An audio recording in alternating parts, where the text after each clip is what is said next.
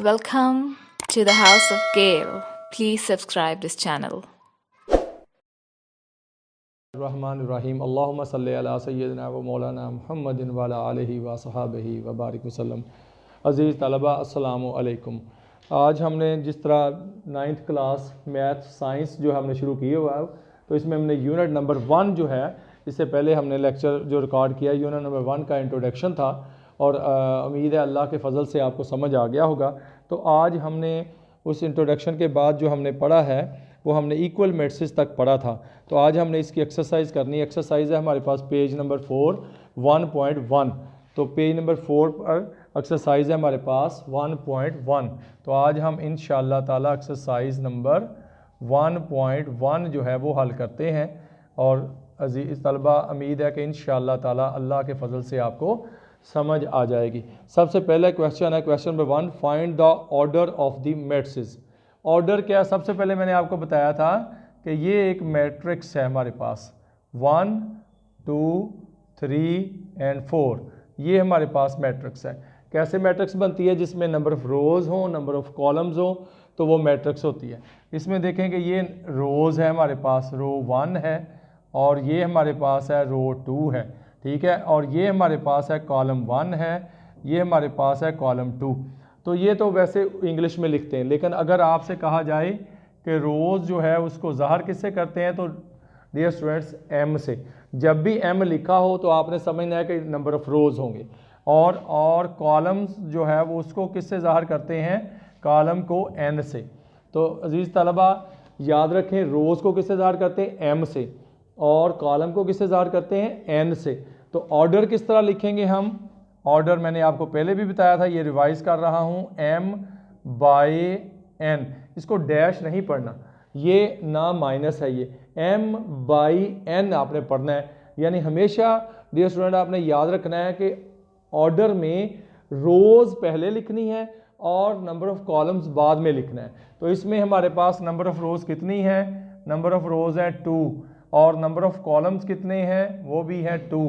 तो इसका ऑर्डर क्या होगा? 2 बाय 2। तो ये है ऑर्डर। मैंने आपको पहले भी सिखाया था, तो ये मैं रिवाइज कर दिया है। तो एक्सरसाइज का जो पहला सवाल है डियर स्टूडेंट्स वो हमारा क्या है? जो सबसे पहला हमने क्वेश्चन करने लगे हैं इस एक्सरसाइज का, वो हमारे पास है क्वेश्चन नंबर 1। क्वेश्चन नंबर 1 हमारे पास क्या है? वो है find the order of the following matrices. हमारे पास मैट्रिसेस दिए गए हैं, आपने ऑर्डर फाइंड करना है। किसी का भी मसलन मैं 1-2 सवाल आपको करके देता हूँ। ये ए हमारे पास है, ये हमारे पास है 2 3 -5 और 6। इसका ऑर्डर आपने डियर स्टूडेंट देखना है। इसमें रोज़ कितनी है? इसमें नंबर ऑफ़ रोज़ कितनी है? 2। नंबर ऑफ़ कॉलम्स, ये कॉलम्स हैं, ये कितने हैं? 2। आपने देखा होगा जब आप अखबार पढ़ते हैं, तो अखबार जब पढ़ते हैं तो इस तरह आप अखबार पढ़ते हैं, तो आप पढ़ते पढ़ते जब ख़त्म हो जाता है पेज, तो वो कहता है कॉलम नंबर फ़लाँ पे चले जाएँ, तो वहाँ लिखा होता है जी कॉलम नंबर 5। तो कॉलम नंबर 5 पे आप, इस तरह कॉलम होते हैं हमारे अखबार के, ये कॉलम नंबर 5 पे आप चले गए फ़र्ज़ करो, और आपने ख़बरें कैसे पढ़ी? आपने रोज़ की तरह पढ़ी।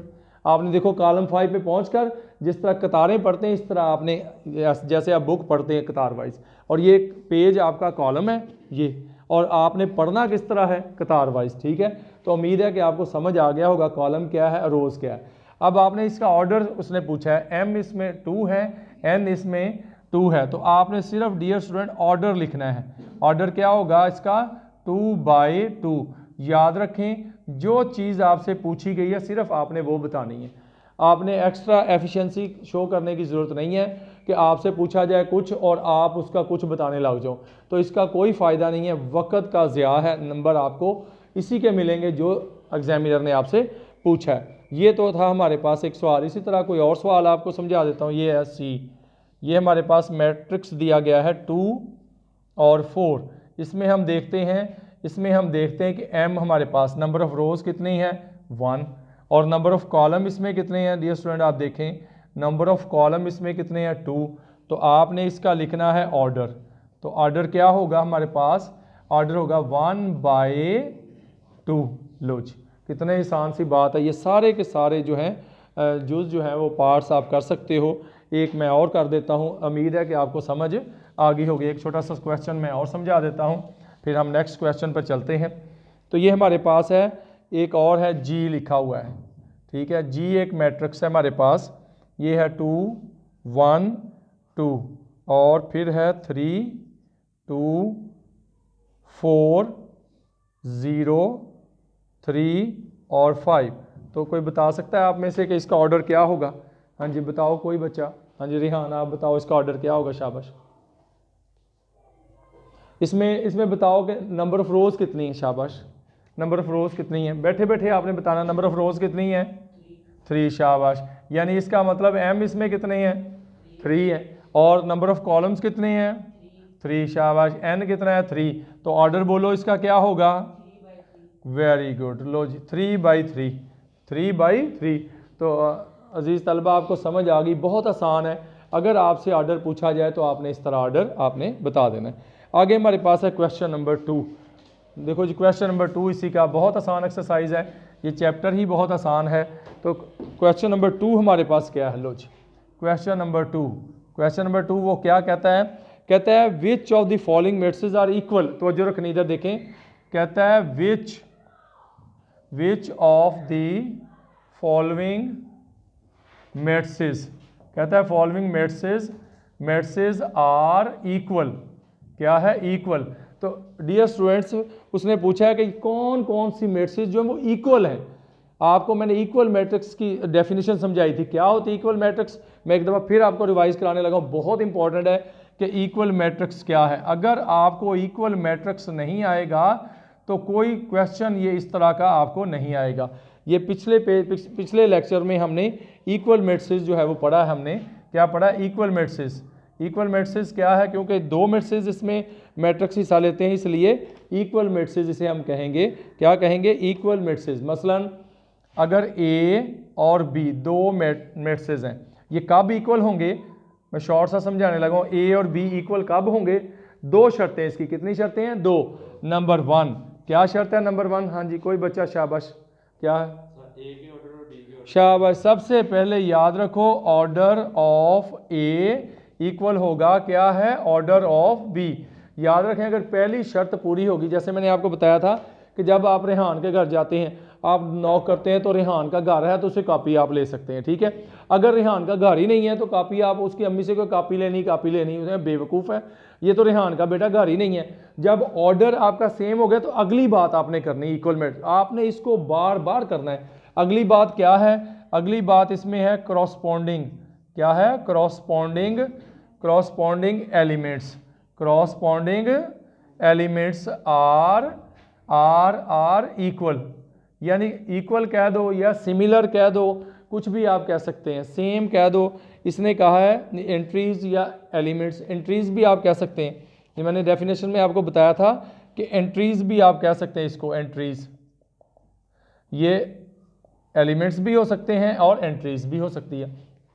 अगर ये सूरत हाल हो, अगर ये दोनों कंडीशनें फुलफिल हों तो आप कहोगे A इक्वल है किसके? B के। मसलन ये हमारे पास एक मैट्रिक्स है 1 2 3 4 और ये हमारे पास एक B मैट्रिक्स है, ये 1 2 3 4। तो आपने देखा इसका ऑर्डर 2/2 है, ठीक है। इसका ऑर्डर क्या है? सॉरी 2/2। इसका ऑर्डर भी क्या है?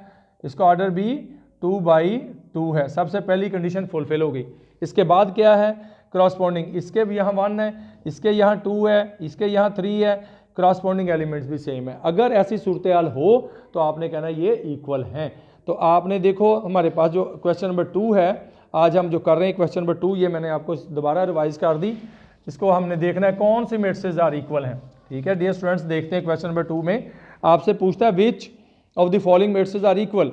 मसलन ये हमारे पास है एक, मैं देखता हूँ कि हमारे पास सवाल है। मसलन पहला है A, ऐसे रकमें दी गई हैं 3। इसके साथ देखते हैं एक और C लिखा हुआ है, C में उसने लिखा हुआ है 5 - 2। तो डियर स्टूडेंट्स आप देखें क्या ये इक्वल है? उसने धोखा दिया हुआ है, यहाँ ये भी 3 है, ठीक है। इसका ऑर्डर देखें, सबसे पहली कंडीशन ऑर्डर, सबसे पहली कंडीशन है ऑर्डर। इसका ऑर्डर क्या है? 1/1। इसका ऑर्डर क्या है? 1/1। इसका मतलब ऑर्डर वाली कंडीशन फुलफिल हो गई। नेक्स्ट क्या है? इसके क्रॉसपॉन्डिंग यहाँ भी 3 है, यहाँ भी 3 है, दूसरी कंडीशन भी जो है वो फुलफिल हो गई। वो क्या है? Corresponding elements. Corresponding elements equal हैं तो हम कहेंगे ए इक्वल है सी।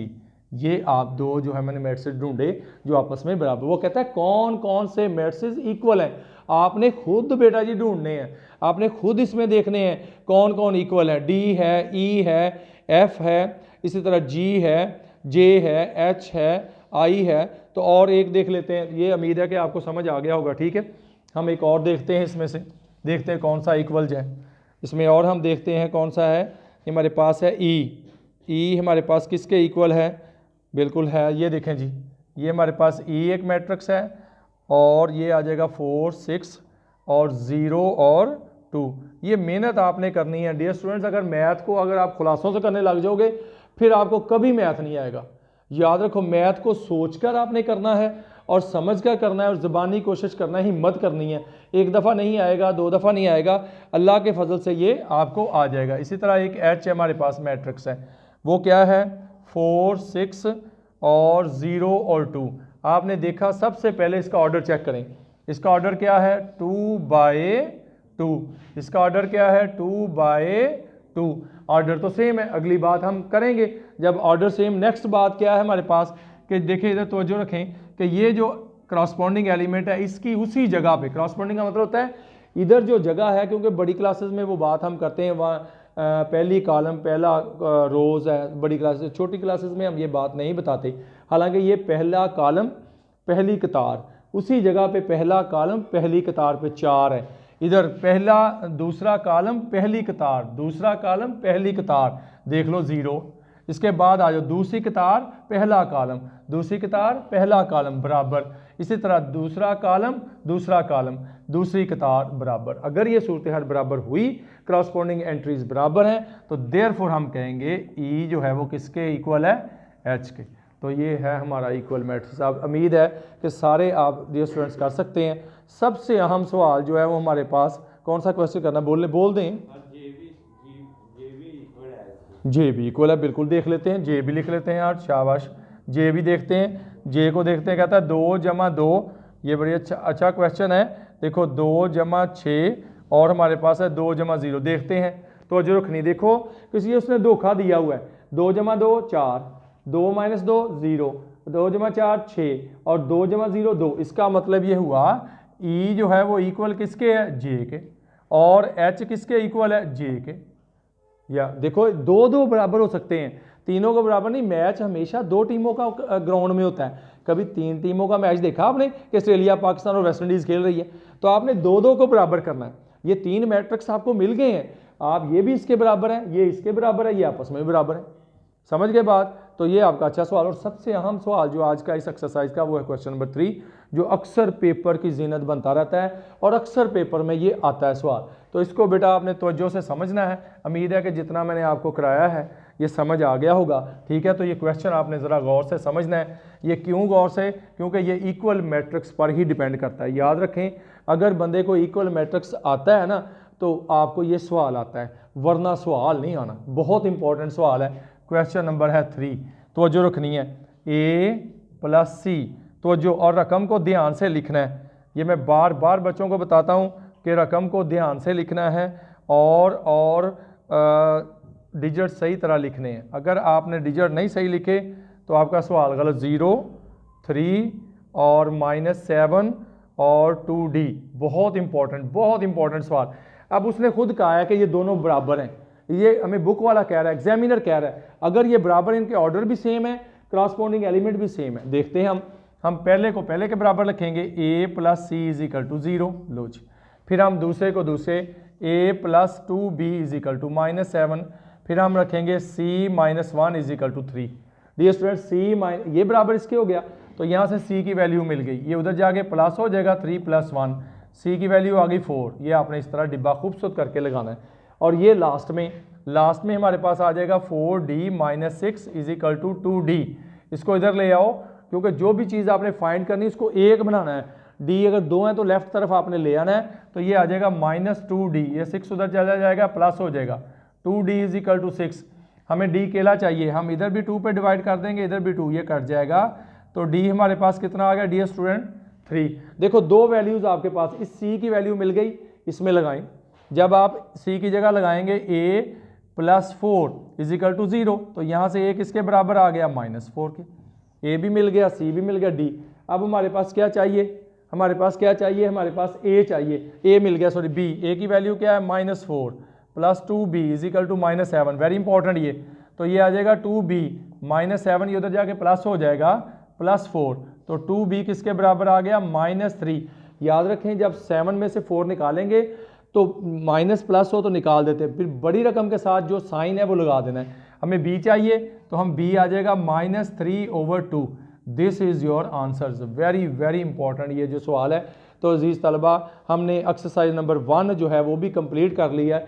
इंशाअल्लाह ताला अल्लाह के फजल से उम्मीद है कि आपको समझ आ गया होगा। वेरी वेरी इंपॉर्टेंट सवाल जो अगले लेक्चर में इंशाअल्लाह ताला हम टाइप्स ऑफ मैट्रिसेस पढ़ेंगे। अल्लाह हाफिज़।